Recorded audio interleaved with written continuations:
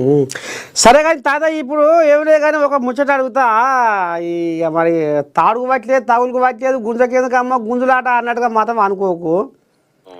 ఈ రాజాసింగ్ పని మరి ఇక తోక కోసినట్టేనా లేకపోతే మరి ఏమన్నా సరే అయింది ఏదో అయింది పోయింది ఏదో పోయిందని ఏమన్నా మన బతిలాడేది ఉందా?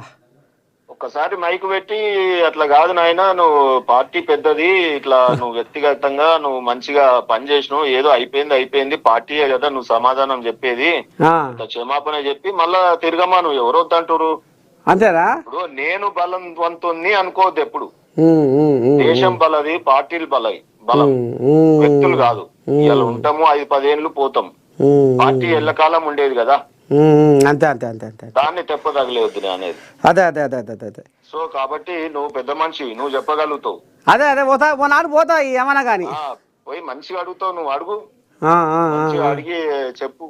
ఏమున్నది, దేశం కోసం పార్టీ కోసం వ్యక్తులు ఇవాళ ఆయన అయ్యిండు, రేపు ఇవాళ బండి సంజయ్ గారు కార్పొరేటర్ నుంచి సెంట్రల్ మినిస్టర్ అయ్యిండు. కిషన్ రెడ్డి గారు ఏముండండి యువ నాయకుడు, ఆయన సొంతగా వాళ్ళ తాతలు ఏమన్నా ఎమ్మెల్యేలా ఎంపీలా, వాళ్ళ అయ్యల ఎంపీలు ఎమ్మెల్యేలా, వాళ్ళ అన్నదమ్ములు ఏమన్నా అయ్యిరా, ఆయన అయిండు కదా దేశంలో క్యాబినెట్ మంత్రి అయిండు, ఓకేగా పని చేసుకుంటా పోతే. అదే అదే అదే సో అట్లా ఎదగమని చెప్పు, ఎందుకు లొల్లి. ఎవరో చెప్పిన మాటలు వింటున్నట్టుండి ఆ బీఆర్ఎస్ పార్టీ మరి ఎవరు చెప్పారు ఏమో మరి. ఈ హరీష్ రావు కోళ్ళాగతోటి రాసుకొని పూసుకొని తిరుగుతున్నా అనేది గుసగుసా మరి. ఈ హరీష్ రావు ఎవరింటికి సటుక్కుని ఉరుకుతాడు, ఆగం చేస్తాడు, వాళ్ళ మామ దొడ్లే కట్టేస్తాడు, ఆ దొడ్లే కట్టేది లేదు ఈనేది లేదు.